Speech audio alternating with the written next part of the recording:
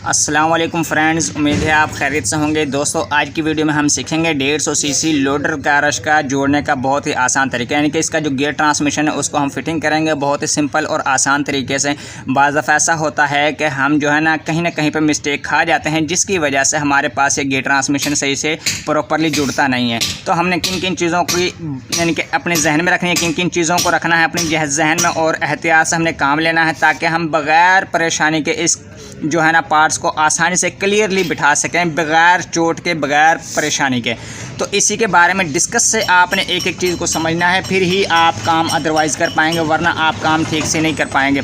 अगर इन 4-5 चीज़ों को जिनको मैं आपको बताने लगा हूँ, इन चीज़ों को आप देख लेते हैं, समझ लेते हैं, सीख लेते हैं, तो यकीनन मेरा ख्याल है कि आपके पास कोई बाद में किसी किस्म की परेशानी नहीं होगी। तो आप इस तरीके से अगर आप वीडियो कंप्लीट देखेंगे ना, तो तभी आपको ये बात समझ में आएगी।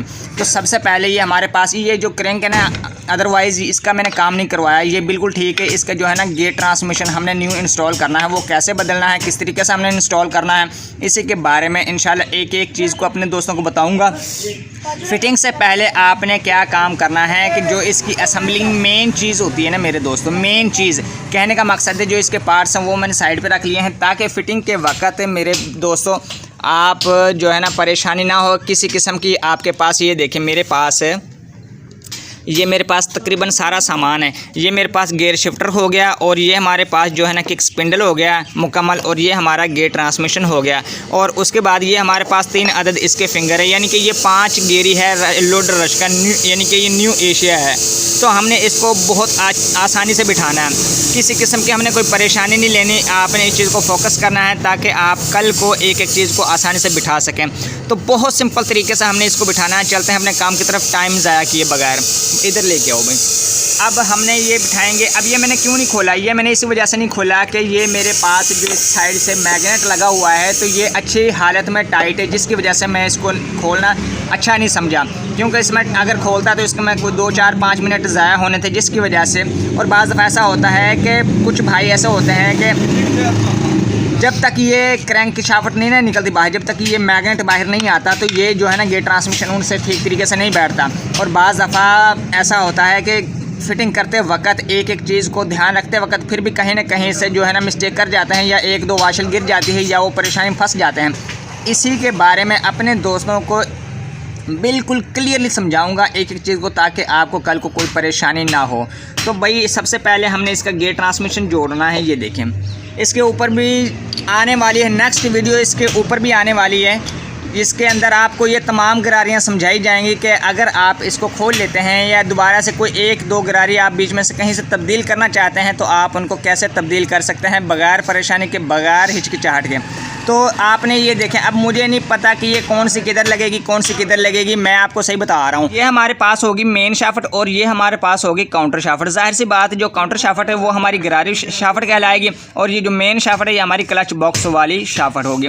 अब बाज़ दफ़ा ऐसा होता है कि हम जब भी बिठाते हैं गियर ट्रांसमिशन को, तो बाज़ दफ़ा भाई जो है ना जोड़ के यानी कि फ़िटिंग करते हैं मसाल के तौर पे, वो भी काम ठीक है, लेकिन बाज़ दफ़ा ऐसा होता है कि जो न्यू भाई होते हैं उनसे गियर ट्रांसमिशन नहीं बैठता। वो बाज़ दफ़ा ऐसे बिठाते हैं, तो लेकिन उसमें ये होता है मेरे दोस्तों, कहीं ना कहीं पे जो है ना मिस्टेक कर जाते हैं, यानी कि या तो फिटिंग के वक्त जो न्यू भाई की बात कर रहा हूँ मैं, तो वो कहीं ना कहीं से या तो ये वाशल गिरा लेंगे नीचे की जानिब से, और या फिर जो है ना ये वाशल गिर जाएगी, और या फिर ठीक से यानी कि फ़िटिंग नहीं होगा। और बाज़ दफ़ा ऐसा होता है कि फ़िटिंग के कुछ ऐसे तरीके होते हैं कि अब जैसे ना, अब इसके अंदर जो इसकी सील है ना, काउंटर शाफ्ट की जो गरारी वाली सील होती है बाहर की साइड पर, जहाँ पर बक्सा लगता है, ये काउंटर शाफ्ट की बात कर रहा हूँ मैं, इस साइड पर, तो ये मैंने सील अदरवाइज़ नहीं निकाली।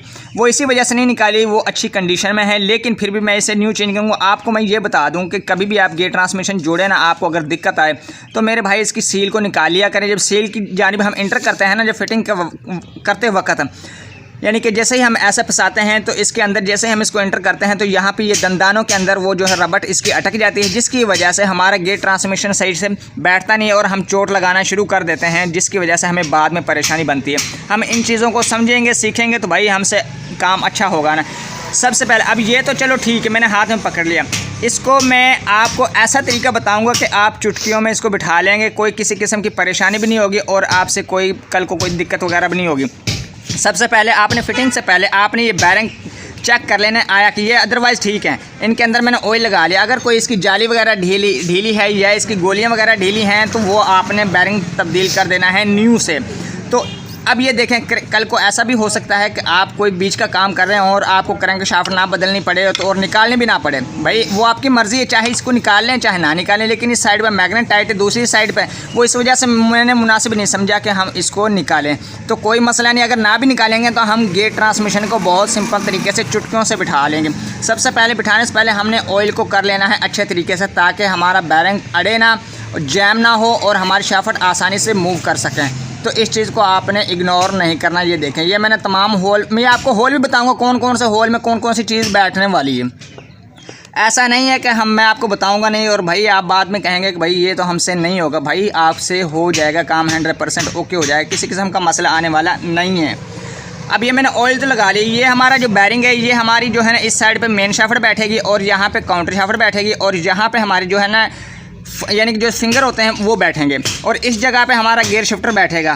ये आपने याद रखना। और ये होल है, ये हमारा गियर शाफ्ट का होता है जो दूसरी जानिब से एंटर होती हुई बाहर की जानिब आती है और यहाँ पे हमारा किक स्पिंडल बैठेगा। हमारे तो ये 5 तकरीबन 6 सुराख हैं, वो मैंने आपको बता दिए क्लियरली। ये देखें, वो सिंपल तरीका है। तो अब आपने करना काम क्या है, सबसे पहले आपने ये चीज़ को देखना है, फोकस करना है मेरे दोस्तों कि ऑलरेडी हमने कोई पार्ट्स ऐसा तो नहीं है। अब ये देखेंगे गेयर ट्रांसमिशन मैंने हाथ में पकड़ा हुआ और ये मैंने फिंगर हैं, ये 3 फिंगर हैं। अब इनका भी लगाने का तरीका मैं आपको बताऊंगा, ये थोड़ा सा आप इधर समझ लें। यानी कि जब भी आप बड़े पल्ले में बिठाएंगे नंबर वाले में, तो ये छोटे वाला ये सबसे नीचे लगेगा, यानी कि जिसकी एक लात छोटी है, यानी कि जिसकी एक टांग छोटी है। और ये हमारा जो है ना छोटा होगा, ये हमारा सेंटर में लगेगा और ये हमारा जो है ना सबसे फ्रंट में लगेगा ऊपर की जानिब। मैं उसकी बात कर रहा हूँ जो नंबर पल्ले में अगर आप फिट करेंगे, बहुत सिंपल तरीके से आप इसको फिट कर पाएंगे। तो चलते हैं अपने काम को फिटिंग करते हैं। अब ऐसे ही मैं यहाँ पे मुकम्मल तरीके से दिखाऊँ सही तरीके से। तो यहाँ पे अब ये मैंने शाफ्ट तो पकड़ लिए, ये देखें एक शाफ्ट को मैंने नीचे रख दिया। भाई कितना सा इजी आपको तरीका बता रहा हूँ ताकि आपके बाद परेशानी आपके पास आए ही ना। आप कहेंगे भाई ये तो काम मुश्किल है ही नहीं है। अब इसको कुछ मैं आपको दिखाने के लिए इसका मूवमेंट मैं जोड़ लेता हूँ ताकि आपको परेशानी ना हो। मुझे तो परेशानी होगी लेकिन आपको परेशानी ना हो, क्योंकि मैं उस एंगल से दिखा रहा हूँ और आपको दिखाना भी बहुत ज़रूरी है। अगर मैं इस चीज़ को नहीं दिखाऊँगा तो आपको कैसे समझ में आएगी मेरे दोस्तों। अब ये देखें, आपने इस शाफ्ट को पकड़ लेना है कुछ ऐसे, ये देखें। अब बड़ी बैरिंग के जाहिर सी बात है, अब ये मैंने पकड़ लिया तो इसको हम ऐसे फिटिंग कर देंगे कुछ इस तरीके से। ये देखें, हल्का फुल्का सा हम हिलाएंगे और ये अंदर की जानिब इंसर्ट हो जाएगा। अब मैंने बताया ना आपको ये जो अड़ती है शाफ्ट क्यों अड़ती है, वो इसी वजह से अड़ती है कि जो सील है ना वो अदरवाइज़ वहाँ से ये अड़ना शुरू हो जाती है, जिसकी वजह से बाद में परेशानी बनती है और ठीक तरीके से बैठता नहीं। ये मैंने हल्का फुल्का हिलाया है और मैंने फिंगर को निकाल लिया। ये फिंगर मैंने इसलिए लगाई नीचे की जानिब ताकि मेरी जो है ना वाशल जो नीचे से गिरे ना। अब हमने क्या काम करना, अब आप कहेंगे दूसरी शाफ्ट कैसे भाई अंदर बैठेगी, भाई बैठ जाएगी। वो इस वजह से बैठेगी कि हमने इसका कुछ ट्रिक समझनी है। अगर ट्रिक को हम समझ जाते हैं तो हम आसानी से ठीक तरीके से उसको बिठा पाएंगे, सिंपल तरीके से बिठा पाएंगे। हालांकि इसके अंदर जगह भी बहुत कम है, फिर भी हमारी शाफ्ट बैठ जाएगी और हमने बिठानी भी है। और इंशाल्लाह आपको मैं लाइव बताऊंगा एक एक चीज़ को। सबसे पहले हमने क्या काम करना है मेरे दोस्तों, जो ये शाफ्ट है ना, जो ये वाली शाफ्ट है, अब हमने इसको क्या करना है, इसकी बड़ी ये वाली गिरारी उतार लेंगे। ये वाली हमने गिरारी उतार ली और इसकी वाशल भी हमने देख लेनी आया कि ये साथ ही ये बिल्कुल नीचे हमने उतार ली है। उसके बाद हमने इसकी ये 2 गिरारियाँ उतार लेनी। सबसे पहले हमने ऊपर वाली गिरारी उतारी और ऊपर वाली की जो बुश है वो हमने इसके अंदर ऐसे ही इंसर्ट करके रख देना है साइड पर। ये देखें, ये हमने साइड पर रख दिया। उसके बाद जनाब अली आपने सबसे पहले ऊपर की ये वाली गिरारी उतार लेनी, ये बड़ी वाली, और इसके अंदर एक अदद बुश है वो हमने लगा रहने देना है, क्योंकि वो उतारने की कोई ज़रूरत नहीं है। ये वाशल आपने उतार ली, ये गिरारी आपको पता होना चाहिए हमने किस तरीके से उतारा। उसके बाद हमने जनाब अली ये देखें, अब हमारा गियर ट्रांसमिशन है तकरीबन आज़ाद हो गया है। अगर यहाँ से नहीं गुजरती तो आपने इस जगह से गुजार लेना है कुछ इस तरीके से मेरे दोस्तों। ये देखें, और फिंगर आपने नहीं उठानी जब तक आपसे ये कन्फर्म ना हो कि हमारी वाशल से नीचे, यानी कि नीचे से हमारी शाफ्ट बैठ गई। ये देखें नीचे की जानिब देखें, नीचे दिखाओ भाई सही तरीके से। ये देखें, अब ये मैंने वाशल भी छोड़ दी और इसकी जो है ना हमने इसकी जो शाफ्ट भी छोड़ दी और गिरारियाँ भी हमने छोड़ दी। अब ऊपर की जानिब ऐसे ही आ जाओ।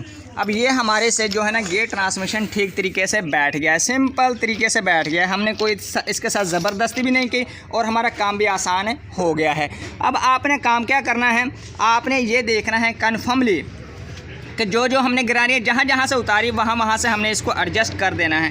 अब देखें भाई, अब हमारे पास एक अदद गिरारी ये है, ये वाली, ये हमने बुश नहीं निकाला तो हम इसको ऐसे ही लगा देंगे। इसको उल्टा करके लगाना है हमने। ये देखें, इसका बुश है, जाहिर सी बात है जो इसकी गिरारी है वो इसके अंदर ही बैठेगी।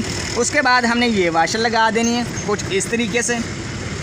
उसके बाद हमने जनाब अली इसका जो है ना बुश लगा देना। चाहे आप बुश पहले लगा लें चाहे बाद में लगा लें, वो आपकी मर्ज़ी है। ये इस तरीके से। उसके बाद हमें इसकी जो है ना गिरारी को लगा देना कुछ इस तरीके से। और उसके बाद